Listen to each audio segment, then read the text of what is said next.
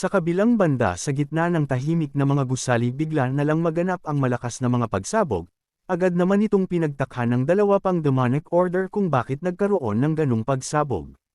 Ilang oras ang nakakaraan ng mamataan nila ang mga sugo ni Lucifer, kaya't inakala ng isa sa mga lalaki na kagagawan ito ng mga demon. Habang patuloy ang pagtatanong sa isip kung bakit sila tatargetin ng mga demon, dumating ang Brock manager nila na paubo-ubo pa at hirap sa paglalakad.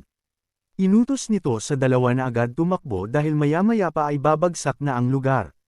Ayon pa sa branch manager na sinasakop sila ng mga sugo ni Lucifer, ngunit hindi mawala sa dalawa ang pagtatanong kung bakit sila aatakihin ng mga ito. Sinabi naman ng branch manager na kailangan ng umalis ng dalawa, upang masabi sa pinuno ng demonic order ang nangyari. Bukod doon saad pa niya na malapit nang dumating ang Arnor continent sa Earth, saka biglaang bumulwak ang dugo sa leeg nito at bumagsak sa lupa. Binalot ng takot ang dalawang couple at tarantang tinawag ang pangalan ng kanilang branch manager. Matapos mamatay natingnan ang dalawa at agad nagkaintindihan sa pamamagitan lang ng mata, saka nag-uunahang lumabas ng silid upang tumakas at ipaalam ang nangyari sa ibang branch manager. Nang makaalis na ang dalawa bigla namang iminulat ng Brock manager ang mata, at mula sa likod na dinig niya ang papuri ng ating bida sa mahusay niyang pag-acting. Sinabi ni Kang Wu na higit sa inaasahan niya ang ipinakitang galing ng lalaki, saad naman ito sa kanya na dapat tuparin ni Kang Wu ang kanyang ipinangako. Handa namang tuparin ng couple nating bida ang kanyang pangako, dahil doon nanginginig na hiling ng lalaking tulungan siya na makaalis doon. Hindi pa man nakakatayo ang lalaki nang bigla siyang mapigilan ng sabihin ni Kang Wu wala siyang plano na tumulong. Agad namang napasigaw sa galit ang lalaki dahil ipinangako sa kanya ng ugok nating bida na hahayaan siya nitong mabuhay, pangbiboy pa niya na pinatay niya ang kanyang pinaka-loyal na tauhan at ginawa ang nakakadiring pag-acting para lang mabuhay. Katwiran naman ng ating bida na ang pangako lang niya ay hahayaan itong mabuhay, ngunit hindi ang alisin at tulungang makatakas kaya't kailangan niya itong pagsikapan. Napamura na lang sa isip ang nakadepang lalaki gayunpaman ay alam niyang ganoon ang mangyayari, kaya't napapatanong sa isip kung kinakailangan na ba niyang gamitin ang pinakahuling alas. Inilabas niya ang nagliliwanag na demonic crystal, isang hiyas na nabuo sa pamamagitan ng pinagsamang demonic energy, nagbibigay ito ng malakas na demonic power na hindi nakokontrol ng gumagamit kaya't agad silang nagiging mabangis na halimaw. Bagaman alam ng lalaki ang maaaring kahinatnan, wala na siyang oras upang magdalawang isip, tanging yun ang naiisip niyang paraan upang makaligtas anuman ang mangyari. Matindi ang pagnanais niyang mabuhay upang makapag-hagant sa bastardo nating bida. Ang hindi niya namalayan ay hindi pala umalis si Kang Wu kundi nakabantay lang at nagliwanag ang mata nang makita ang demonic crystal. Inaasahan na ng ugok nating bida na hindi basta papayag ang lalaki na mamatay ng ganoon na lang, kaya't binantayan niyang ilabas ng lalaki ang huling bala nito at hindi naman siya nagkamali. Puwersahan niyang hinablot ang demonic crystal sa lalaki kahit na wala itong gaanong magiging epekto sa kanya, saad pa niya na mas maigi na ito kesa walang makuha na kahit ano. Lumipad ang ugok nating bida paalis sa kasinabing gagamitin niya ang demonic crystal ng maayos, at iniwang nakahandusay ang couple na lalaki. Nagsilaglagan ang piraso ng gusali kasabay ng malakas na sigaw ng lalaki, sinumpa niya pa na mapupunta sa dima ng ugok na si Kang Wu.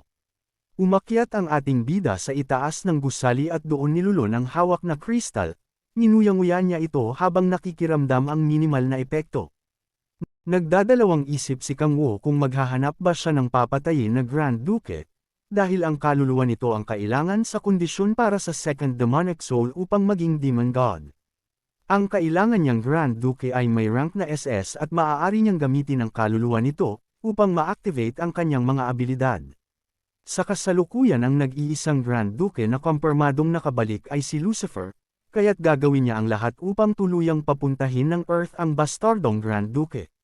Naitanim niya na ang buto ng kanyang plano sa pamagitan ni Halpa, sa pamamagitan ng dambuhalang ibon na ipahatid kay Lucifer ang tungkol sa demon cult at sa demonic sea na nasa kamay ni Satan. Base sa kalkulasyon ng tuso nating bida, ang demon na pinatulog niya ay gising na, at marahil patungo na ito upang ipaalam kay Lucifer ang mga kaganapan.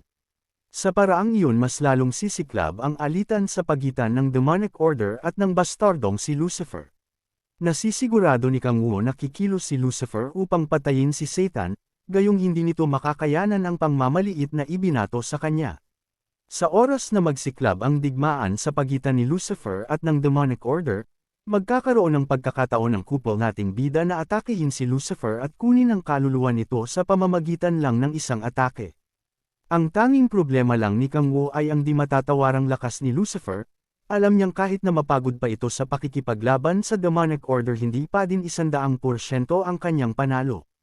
Si Lucifer ang isa sa pinakamalakas na Grand Duke, kaya't ang harapin ito ng sabayan ay mahirap para sa ating couple na bida. Sa kabila niyon kapag pinagsama niya ang kapangyarihan niya, ni Balak at Lilith masisigurado na ang kanilang tagumpay. Tumayo si Kang Wu matapos makabuo ng plano sa kabila niyon ayaw niyang magsayang ng oras habang nag-iintay kay Lucifer, plano niyang ipagpatuloy ang paghahanap ng mga demon upang madagdagan ang lakas kahit na paunti-unti. At upang magawa yun kailangan niyang mahanap ang mga demonic order sa China, ngunit hindi ito magiging madali gayong isang malawak na bansa ang China. Sa pagpunta sa demonic branch na kinaroroonan inabot ng kalahating araw si Kang Wu bagaman batid niya na ang lokasyon, kaya't halos imposible ang gagawin niyang paghahanap ng contact point ng demonic order sa China.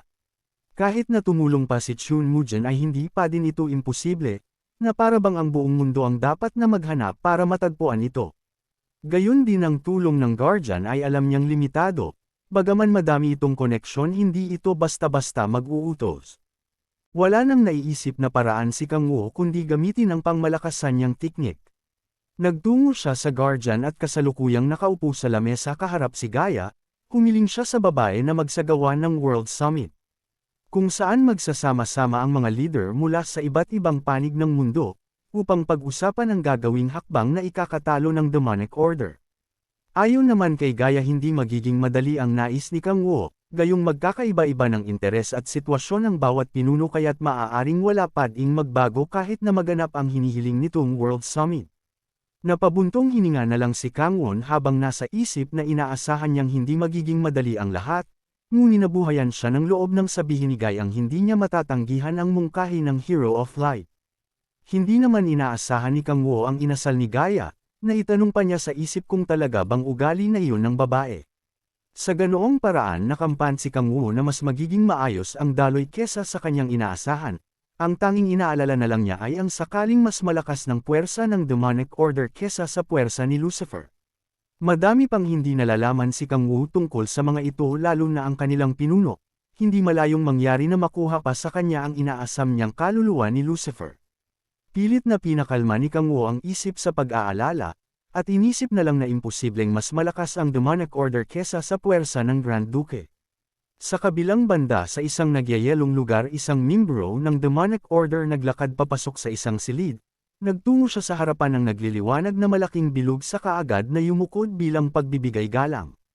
Nagpakilala ang babae bilang pinuno ng Demonic Order na si Julia, sa kabinati ng papuri ang ani ay aspect of evil. Itinanong ng nilalang na nasa loob ng bilog kung ano ang sadya sa kanya ng babae. Saad naman ni Julia na may dala siyang mga balita tungkol sa ilang malalaki at malilit na insidente na ganap sa komunidad. Sinimulang isalaysay ng babae na malapit nang ma-awaken ang aspect of fire at kapag nangyari yun, agad niyang ipapaalam na ituloy nito ang kanilang pinaplano. Sinabi din ng babae na bagaman matagumpay nilang nasemon si Balak na bigo silang pasunurin ito.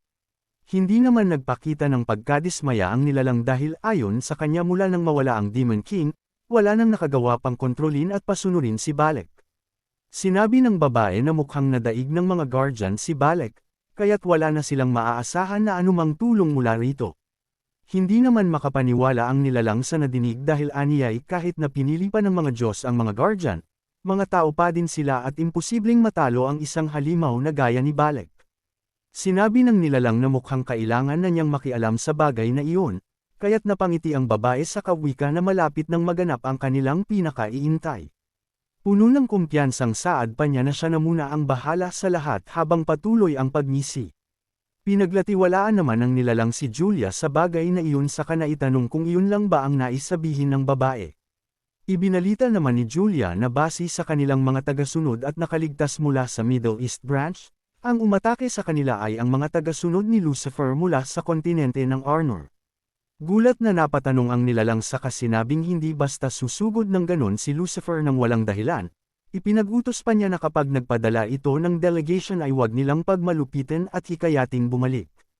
Wala namang pagtutol ang babae at agad na sumang-ayon, minsan pa siyang yumukod ng sabihin ng nilalang na pagtuunan nila ng pansin ang pag-awaken ni Mamon upang matuloy na ang kanilang plano.